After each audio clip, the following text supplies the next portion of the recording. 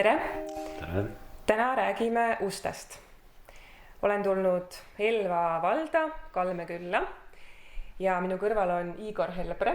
Tere! Tere! Igor on Enator Doors OÜ juhataja ja Enator Doors tegeleb tõsteväravate paigalduse ja müügiga. Millised tooted kuuluvad teie valikusse? No, kuuluvadki valikusse tõsteuksed, voldikuksed, kiirrulluksed. Need on siis nagu sellised 3 põhilist. Ja pakute nii firmadele kui ka eraisikutele? Just. Ja mille järele on kõige suurem nõudlus? No, täna on kõige odavam tõsteuks.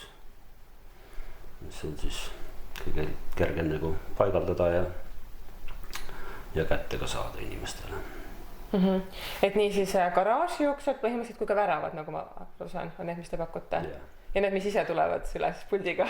No, neid on võimalik jah, käsitsi ja mootoriga paigaldada.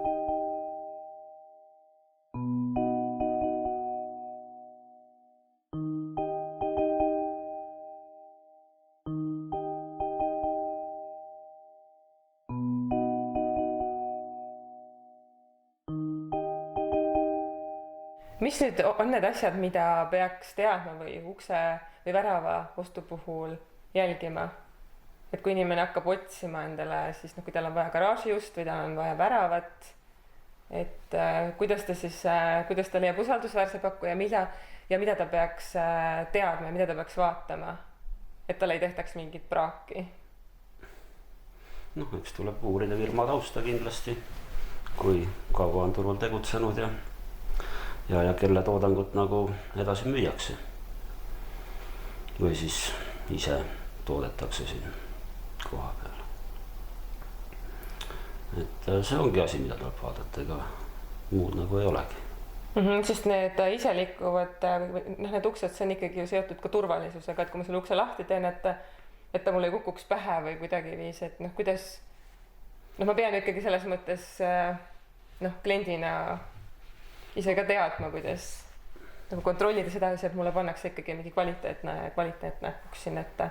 Tegelikult täna vist ei olegi siukest firmat, kes müüks siukest nii mitte kvaliteetset ust, kus puuduvad vedru purunemislukud ja sellised asjad, et täna neid ei tohigi müüa enam.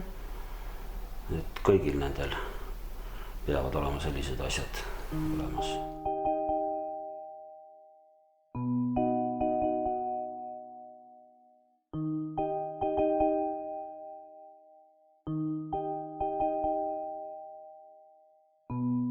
Kuidas kliendid teid üles leiavad?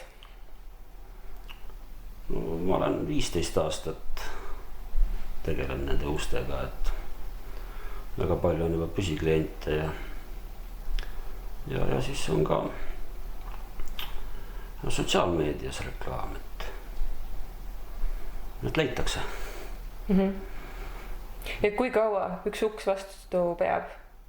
Kas saab öelda, et uksel või väraval on mingi keskmine eluiga? See ju sõltub kõik sellest, kuidas selle uksega ringi käiakse, et kui tellitakse hooldust, uks kestab väga kaua. Et 20 aastat on uksed ees olnud rohkemgi töötavad. Ei saa nagu öelda, et midagi juhtuks nendega. Mida ta kujutab endast ukse hooldus? Mis selle käigus tehakse? Ukse hoolduse käigus võlitatakse, pingutatakse vedru, reguleeritakse, vahetatakse osad välja, kui on vajadust. Sellest koosneb ukse hooldus. Ja kui tihti seda oleks vaja teha? Garaaži ukse puhul kord 2 aastas ikka.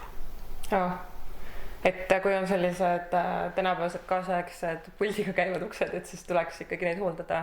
Tööstushoonete uksi jah, kui on mootoriga võiks nagu tihedamalt.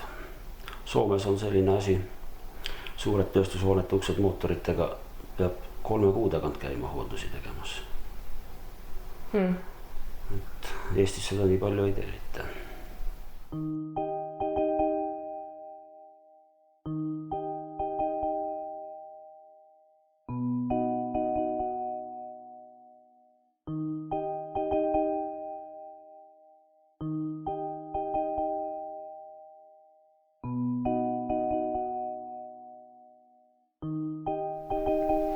et te tegutsete siis Soomes ka, nagu ma saan aru? Ja väga palju. Et paljud tellivad ka Soomest?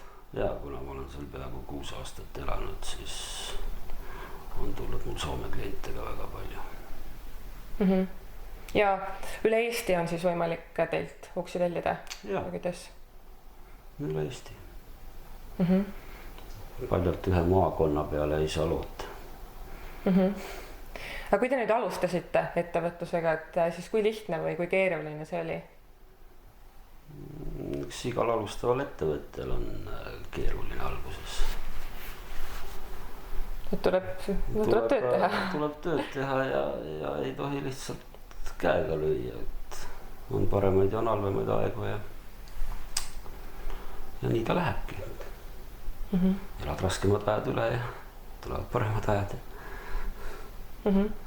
Enator Toors on ka Tartu Hoiu-laenuühistu liige. Miks te liitusite Tartu Hoiu-laenuühistuga? No ma arvan, et igal ettevõtjal on olnud mingi hetk, kui on vaja mingisugust rahasüsti. Ja sama oli ka minul ja siin ka see põhjus, miks ma liitusin. Hästi. Aga siis suur tänu teile, et need siis, kellel on, kes otsivad parasjagu kas garaažiust või väravat, et soovitan teil vaadata Enator Toors OÜ Facebooki lehte ja kodulehte, et ehk saab Enator Toors teilt just aidata. Aitäh vaatamast!